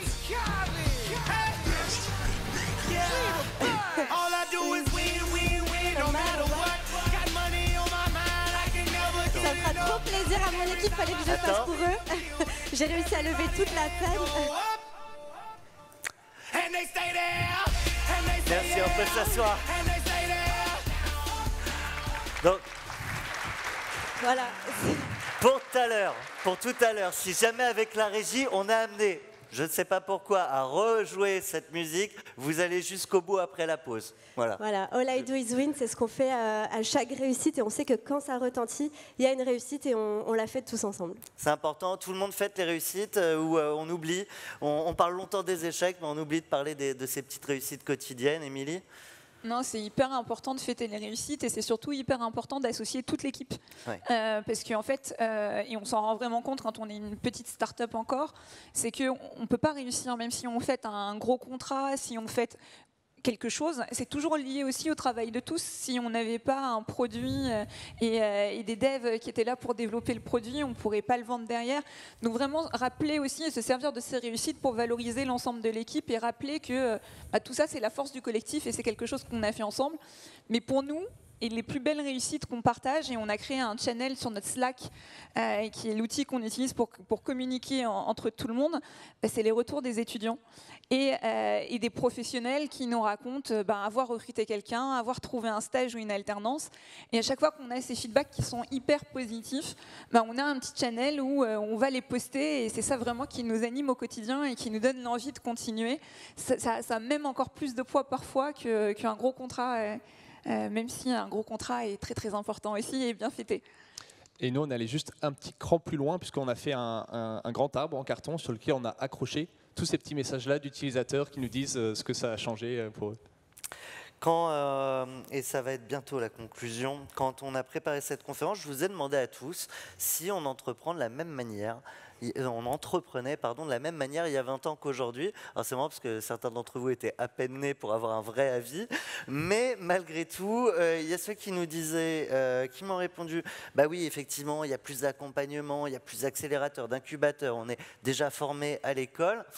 Et il y a aussi beaucoup de réponses sur un sens de l'action, une raison, une finalité. Tu parlais de sens tout à l'heure, Dominique, une vraie raison de se bouger qui est peut-être propre à toute une génération. J'aimerais un mot de votre part là-dessus. Quel sens vous mettez derrière vos projets respectifs ? Je dirais que un des premiers besoins d'une entreprise, c'est d'être capable de recruter une équipe. Et j'ai l'impression que de plus en plus, les gens ont besoin d'avoir un réel sens derrière leur travail, de pouvoir quelque chose qui à la fois valorise alors peut-être leurs études ou en tout cas leurs compétences ou voilà, ce qu'ils ont envie d'être, mais en même temps que tout cela soit mis au service d'un projet qui leur parle. Et c'est quelque chose qui est capital pour nous et qui est de plus en plus réel. Vous avez conscience de la responsabilité que vous portez en tant que dirigeant, plus qu'avant peut-être, Émilie ? Clairement, je vais revenir sur le même sujet. 20 personnes dans une équipe, forcément, c'est une responsabilité de pouvoir assumer des salaires mois après mois, de pouvoir créer quelque chose qui fonctionne. Mais au-delà de ça, même la responsabilité vis-à-vis de nos étudiants. Nous, on ne pourrait pas imaginer en fait avoir voulu changer les codes, avoir voulu donner un réseau à chacun, et puis s'arrêter en cours de route et laisser tomber ces milliers d'étudiants à qui on a promis quelque chose, et puis finalement, parce qu'on aurait mal géré ou parce qu'on n'aurait pas fait attention à quelque chose, demain, ils se reconnectent sur le site et c'est page blanche. Donc c'est vraiment ça, et c'est lié aussi au sens. C'est-à-dire que nous, ce qui nous anime le matin et ce qui fait vraiment qu'on a envie d'y aller, c'est aussi ce combat, j'ai même envie de dire, qu'on a envie de mener pour justement cette jeunesse et faire en sorte que les choses changent pour eux. Donc c'est vraiment ça qui nous anime. Lumna, vous aussi, ça vous porte cette mission ? Ouais, ça nous porte. C'est une mission. Oui, c'est une mission, tu fais bien de le dire.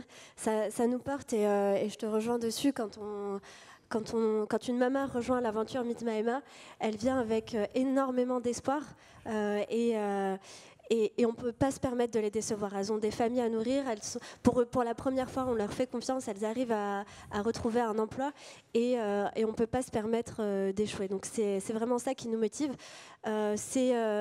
Après, c'est hyper important, comme tu le disais, chaque personne de l'équipe trouve sa motivation et sa mission au sein de l'entreprise. Et nous, on est hyper fiers. Chacun vient avec son why. On a des personnes qui nous ont rejoints pour l'empowerment des femmes. On a des personnes qui nous ont rejoints pour le mieux manger en entreprise. On a des personnes qui nous ont rejoints pour le côté green et écolo. Et c'est hyper intéressant de voir comment chaque personne en elle-même porte une mission et arrive à la faire porter dans son entreprise. Julie, un dernier mot.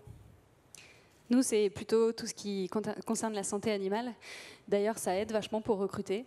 On est une entreprise pet-friendly, on a des animaux, des chats, des chiens au bureau, etc. Et effectivement, ça fait vraiment partie de la culture intrinsèque de l'entreprise parce que vous aurez toujours des gens qui vont vous dire sur les salons, souvent on a des gens qui, aux États-Unis, vous disent « Oh, I'm not a cat person ». Ils n'aiment pas les animaux, c'est comme ça, ils n'aiment pas les chats, ils préfèrent les chiens, etc. Mais vous avez aussi des gens qui vraiment sont passionnés par leurs animaux.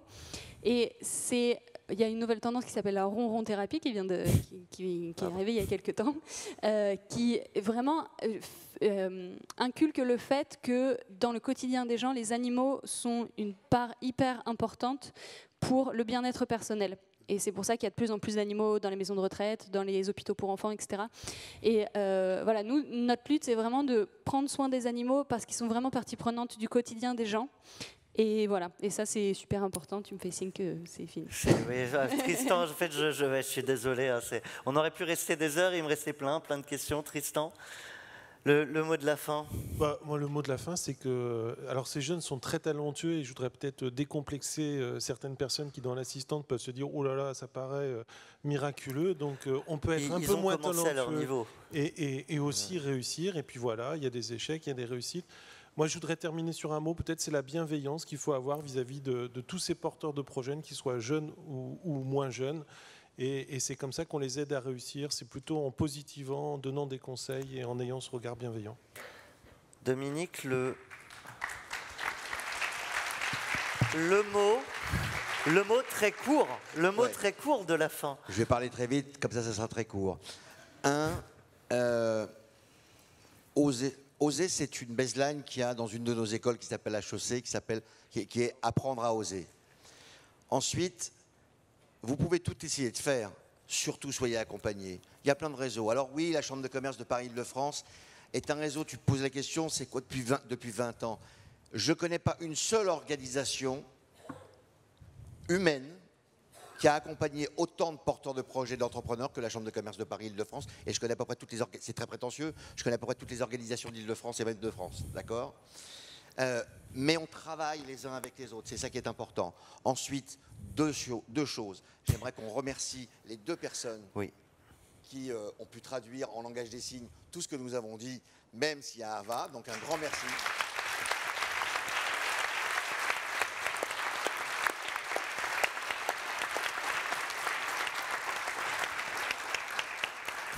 Et toutes ces entreprises font une chose.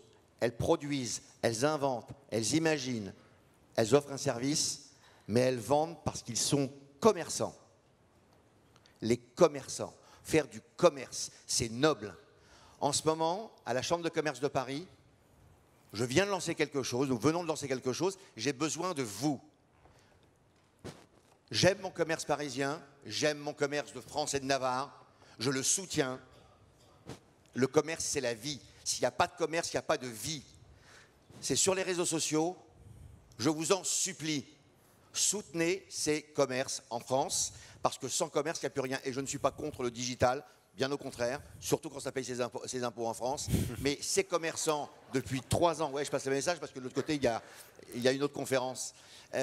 Depuis 3 mois, beaucoup de gens souffrent, mais également des gens qui ont des crédits pour payer effectivement leur commerce pour avoir des commerces de proximité ou moins de proximité, d'accord? Je vous demande de soutenir cette campagne, ils en ont besoin, ils ont besoin de vous. Il ne faut pas dire, quand vous regardez la télévision, oh les pauvres, on a cassé tous leurs trucs, leurs boutiques, d'accord? Il faut aussi les soutenir, donc il faut aller chez eux et il faut les mettre en avant. Merci pour eux.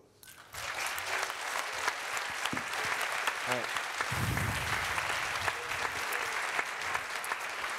Bénédicte, Sanson.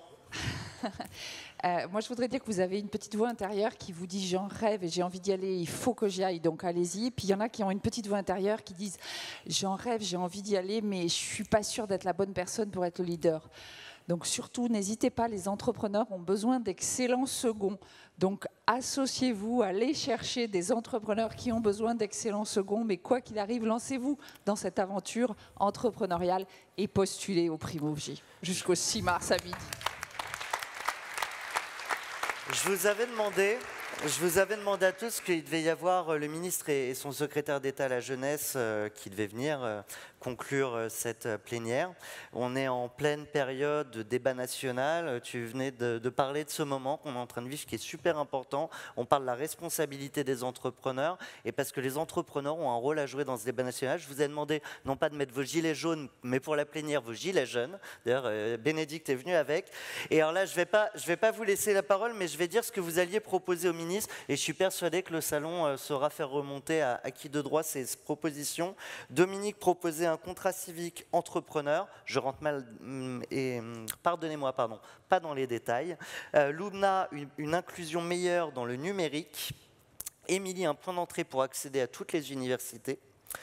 Bénédicte, le mentorat pour tous. Tristan, offrir un accompagnement aux jeunes par des retraités ou des chômeurs et payer pour ça. Alexandre, l'accès à l'éducation et l'insertion professionnelle pour les malentendants. Donc merci à vous, on espère. J'aimerais maintenant que tout le monde se lève dans la salle. La musique ? Ah, pas tout de suite, pas tout de suite. Je vous propose de repenser au vœu que vous avez fait tout à l'heure, ce fameux vœu pour dans 10 ans, et si vous ne l'avez pas encore fait, je vous conseille de le faire très vite, mais je ne vous laisse qu'une seconde parce que nous sommes déjà en retard. Et j'aimerais que le jour où vous le réalisez, peut-être dans 10 ans et j'espère pour vous avant, que vous me promettiez de repenser à aujourd'hui et de danser comme Loubna sur... Régie, bordel!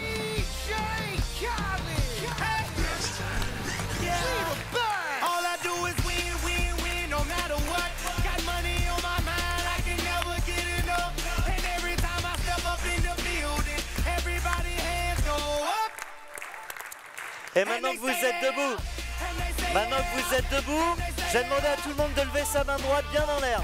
La gauche, ou allez la droite. Maintenant vous levez l'autre. Vous allez les rapprocher tout doucement.